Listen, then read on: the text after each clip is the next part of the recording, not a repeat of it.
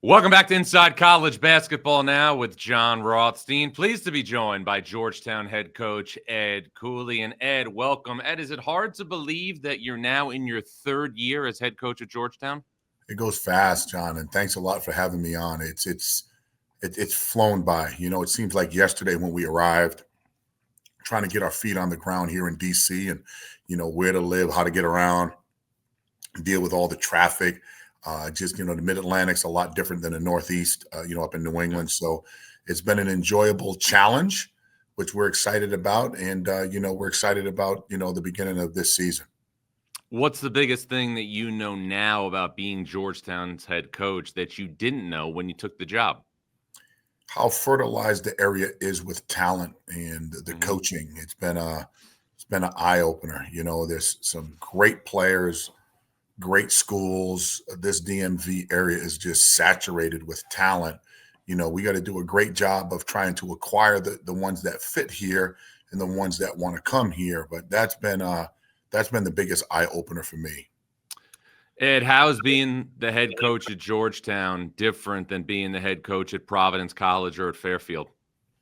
I would say geography is different. I think each school presented some great things and some challenges at the same time. Our biggest challenge here is to reinvigorate a university from a basketball perspective, from former players to alum to donors to future prospects. That's been a challenge, as Georgetown was the blue blood of college basketball. Yes. And had an incredible amount of success, and we've fallen on some hard times, and we're trying to overcome those hard times right now. Ed, I know that being from Providence, you took a great deal of pride in being the head coach at Providence College. I know Absolutely. It meant a lot to you, but I also, through our conversations, came to learn that John Thompson was also a major influence on you coming up as a young coach. How much pride do you feel to be the steward of the program that he once presided over? Ironically, Coach Thompson being a Providence College graduate, I'll never forget 2011, when Bob Driscoll and Brian Shanley offered us the opportunity to come home and coach the program. One of the very next calls I got was from John Thompson, Wow. And he says, "I hope you're great, except when you play us." Right. And so to now steward the program, there's a lot of pride. I will forever be grateful to Providence College and that entire community, that whole fan base. Loved it, enjoyed it. Now we're here at a different school. We're at a different university. It's a different time and era in college basketball. And to now run this program in the shadow of which was the name of Coach Thompson's book, right, is an incredible emotional feel, because growing up, there wasn't too many young coaches or veteran coaches around men's college basketball that were minorities. And Coach did an incredible job putting his foot on the ground with Nolan Richardson, with John Nolan, Chaney, and George Raveling. They were kind of like the pioneers for me. That said, one day maybe I can do that as well. Ed, there was so much hostility when you left Providence for another school in the Big East in Georgetown, and that really resonated your first year when you were at Georgetown, especially when you went back. What was it like going back for you last season for the second time? Did you feel like anything dissipated? No, I'm always going to feel incredible when I go there. You know what I mean? A passionate crowd, passionate fan base, an educated fan base. They're rooting for their team. Is there some anger, angst? That's, that comes with our jobs, right? Mm-hmm. Change is hard for everyone, but I don't hold anything against them. They're cheering for their team, doing everything they can to, cheer their team on. Kim has done a great job with his recruiting, what he has there. I'm always going to feel incredibly warm when I walk into now the, Amica Mutual Pavilion, because it's still what I consider home for me, as a lot of my family members are there. A lot of my roots are there. I'll be buried in the state of Rhode Island, in the city of Providence. So, it's at the end of the day, it's a job. At the end of the day, when it's all said and done, it's a job that I'm fortunate to have had, and even more fortunate to have this job right now. So a lot of love for the Friars. I cheer for them to this day, except when they play us. And Literally, that's the truth. And the success you had at Providence put you in a position to be the Georgetown coach. Ed, how do you get the Georgetown brand back? Continue to identify prospects that fit the way we want to play, that fit here at the university from a student athlete perspective. Make sure we schedule our way into the tournament. Who did you play? Where did you play them? And what was the result? And you can see as we're trying to build our program, we're scheduling that, like we're scheduling to that. So, it's not going to happen overnight, of which people want. And in today's portal era, a lot of the expectation is we should be able to do it sooner than not. So that's for everybody else to judge. Yet as the steward of the program, I'm going to do it the way in which I feel we can have sustained success. Well, you mentioned scheduling, and you scheduled an exhibition game this year at one of the prime places to play in all of college basketball, Rupp Arena against Kentucky. You went down there and you decisively beat a Kentucky team that's obviously projected to have a great, great season. I know it doesn't count in the one-loss standings, but what did you learn about the team you're coaching after that performance? Well, it started this summer when we went and played in the global games up in Canada, of which I feel we should have summer basketball here on the United States soil. We shouldn't have to spend the amount of money we're spending to go to foreign territories to play summer basketball. In saying that, I saw a competitive spirit with our group. I saw a connected group. I saw a group that was eager to play, eager to compete. When we went over to GW, it still was manifesting itself as far as our competitive nature. Then again, we were fortunate to play against a Kentucky team that didn't have two of its guards that are probably going to play substantial minutes for them. But I saw a team that was just driven. I saw a team that was tough and motivated. And again, that game happened, who I think should be a head coach again soon, and Mark Fox, who worked with me for 1 year and helped transition us from Providence to Georgetown. That's how that conversation came out. And I thought our players were, just in a good spirit to play. I mean, what a great atmosphere at Kentucky. Unbelievable atmosphere, great fan base. We played well. And, I thought our identity really showed in that particular scrimmage. Ed, it should be noted that you guys showed signs of progress last season. You were 15-9 before losing Thomas Sorber to a season-ending injury. But the makeup of this team you're coaching is much different. We talked about this when I was at one of your practices in the preseason. What is it like when you're trying to rebuild a program and you can rely on veterans instead of relying on freshmen? Well, in today's landscape, retention is everything, right? You have to be able to retain your best players. Retention is going to give you know-how. It's going to give you culture, standards, chemistry, continuity, right down the line. So, when we're able to retain a Malik, we were able to retain Caleb, we're able to retain Julius, we're able to retain, Fort and Kayvon. I think we're able to retain 6 of our 13 players we had. And then we redshirted a couple of guys. So that really helped. And then we targeted guys in the portal that fit the way we wanted to play this year. So to coach in this era, you have to be very strategic with what you do. We purposely didn't recruit freshmen this year because we had 3 redshirt freshmen last year that we knew were going to be part of a rotation this year. And we went out and targeted some players that we thought we can fill a need. Our strength with this year's group is in the numbers. Yep. I think we have good players that fit the way we want to play, that fit the way I want to coach. And I think the strength of this group is definitely in our depth. And you mentioned some of the players you retained. 3 of those players started against Morgan State in the opener earlier this week, which you won. One of the players that you didn't reference is a guy who has all Big East potential this season. That's Arizona transfer KJ Lewis. We've seen glimpses of what he can do this season during the preseason. What do you foresee his role being for Georgetown in 25-26? I think he's going to continue to get better as he gets more and more confident with the way we need him to play. I've been fortunate to coach some really good defensive players in this league, and he'll fall right in line with one of the better ones. He's cat quick. He's athletic. He's long. He's relentless. He's not afraid to make mistakes. And a lot of players who play like that, who aren't afraid to make mistakes, normally make aggressive mistakes. I think players who are afraid to make mistakes, they kind of make bad mistakes, right? So again, he's a calculated gambler like Kenny Rogers, right? He's Kenny Rogers every now and then gambling. But he is relentless on the ball, cat quick off the ball. And I think he's just going to get better and better and better. Said it before, man. We've been fortunate to coach some really good defensive players. He's right there with the best of them. And you're going to need, obviously, KJ Lewis on both sides of the ball coming up Friday night against Maryland, what will be a great game for the DMV area. Your early impressions of the Terps? Whew, Coach Williams is going to do a great job there, man. Like, relentless on the glass. Payne, to me, is arguably one of the best bigs in the country. They're just so aggressive. Their style of play is very different.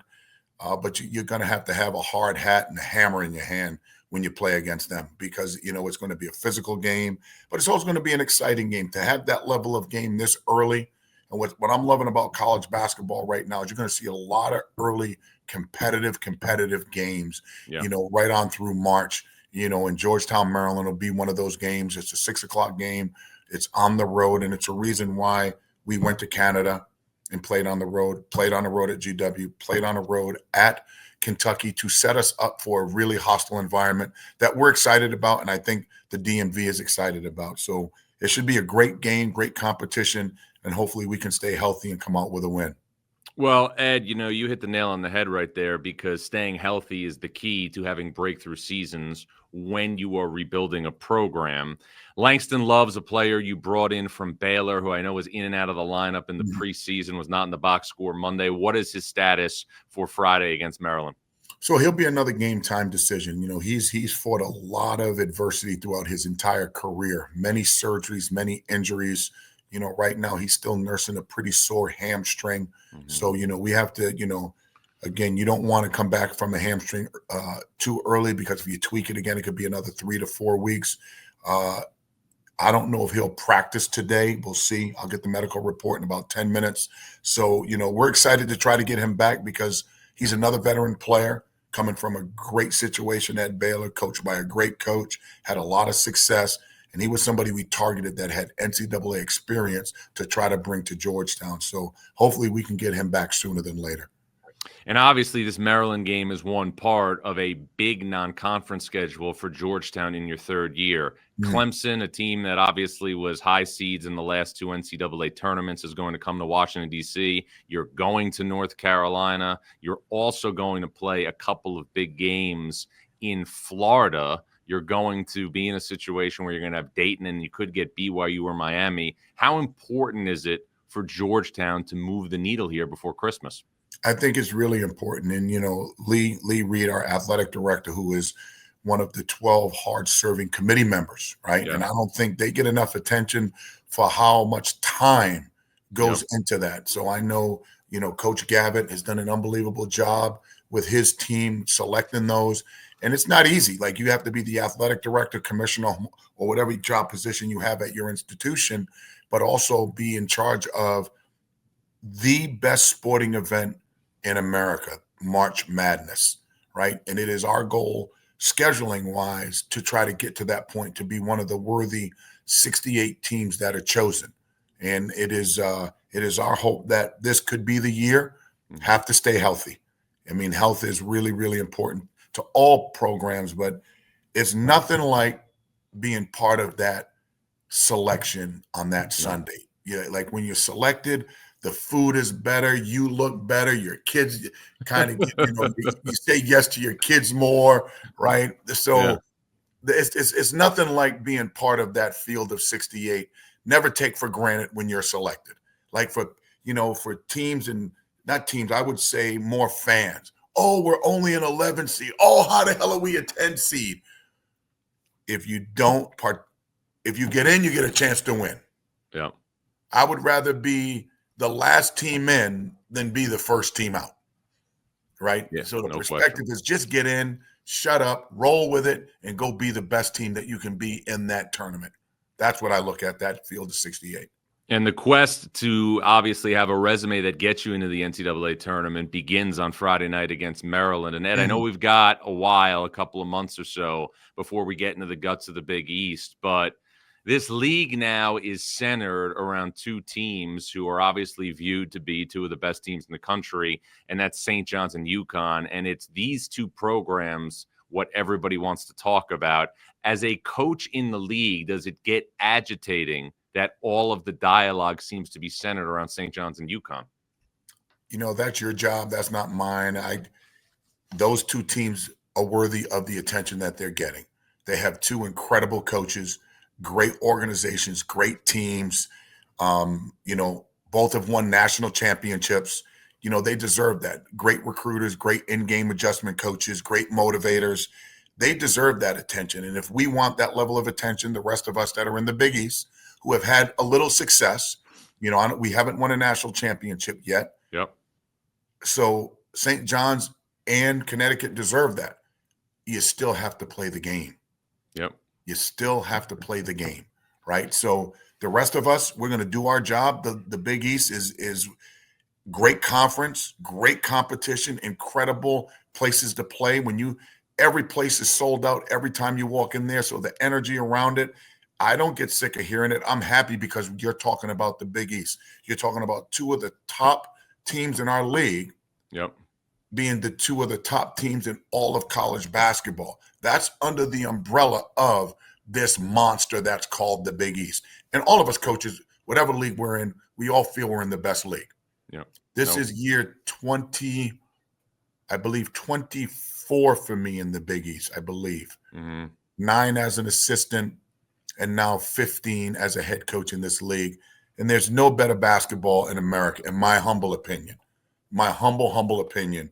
Big East basketball is unbelievable. It's physical. It's relentless. It's joyful. And I just think the best of the Big East is still yet to come.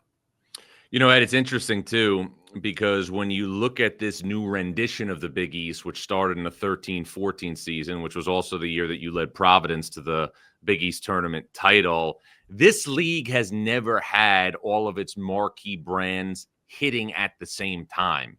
And we just talked about St. John's and UConn, but Georgetown has obviously shown strides so far, in the preseason, and obviously what you guys have did at Kentucky, that, you're turning a corner gradually. Kevin Willard, your good friend at Villanova, was very competitive against BYU on Monday night in Las Vegas and was also very competitive in an exhibition game on the road at Virginia. What would it mean for the Big East if this season it started to get mileage again out of top-tier brands like Villanova and Georgetown? I just think it will send a loud message that the Big East is continuing to improve. It'll send messages to our fan base, our donors, our alum, that times are a little hard, yet I'll never forget this. Jay Wright said this when we were in a Big East meeting some 10, 12 years ago. He said, if we're fortunate to be in this room 10 to 15 years from now, each and every one of us will have a chance to rule the roost. So continue to do what you're doing. Do it the right way, right? Continue to recruit good people. And lo and behold, you start seeing it year in, year out. Each and every team have an opportunity to be an NCAA-worthy team. Teams that win national championships, teams that advance to the second round, final 16, final 8, final 4. So, for the schools that were initially part of the old Big East to regain its national exposure and, become dominant again, I think it'll be great for our league for sure. Ed, I'm fascinated by this aspect of coaches. I've been doing this now 20 years at the national level. Coaches always remember the difficult losses more than the great wins. It's just part of the DNA of who you guys are. So I'm curious, if you have one loss that resonates with you throughout your career, and because I'm a positive guy, also give me one win that resonates with you throughout your career. One win and one loss that always seem to be obviously inside of Ed Cooley in between the years. I tell you, I believe it was year one, I think it was year one. was an aha moment for me. I thought Holy Cross came in and did a really good job and beat us in a really close game here. Told me, Coach Paulson did a great job. His team did a great job that day. It also told me where I was with our program. Mm-hmm. So that one there, I don't know if I'll ever forget that game. Mm-hmm. The most memorable win was my first win as a head coach against Arkansas State. I think it was at University of Connecticut in the tournament. I believe we were 0-8 going into the game, and I think we had a really high-scoring win in overtime. I believe it was 48-43 in overtime win. The ball is somewhere in my office somewhere. I got to find it. That to me was a memorable. Anytime you have your first win as a head coach, how can that not be one of the most memorable ones? Because I've had a lot of memorable wins, some really frustrating losses, but I would put that loss and that win as one I want to forget and one I'll never forget. All right, Ed, let's wrap it on this. Georgetown did go to the NCAA tournament in 2021, but it got in by winning the Big East tournament. Georgetown has not earned an at-large bid to the NCAA tournament since 2015. How does Ed Cooley change that in 2026? Stay healthy. Continue to be very direct with our men and what it takes to win. Don't get frustrated if we happen to, fall into some adverse moments. Continue to do what we do. Defend, rebound, share the ball, play with some joy. We have to do well in our non-conference to be tournament worthy if you're going head-to-head against someone. We have to beat some teams we're not supposed to beat in our conference. Whatever teams those are, we don't know yet because everybody is still 0-0. And hopefully on that selection Sunday, they say, with the whatever seed, Georgetown University. That's the hope. That's the goal. That's the mission. That's what we're going to fight for. Well, Ed, it's going to be a lot of fun to cover. Looking forward to, obviously, this big game against Maryland. And as always, looking forward to staying connected with you throughout the season. Thanks a lot, John. Thanks a lot for having me on. You guys, Georgetown head coach Ed Cooley. I'm Jon Rothstein, and this is Inside College Basketball Now.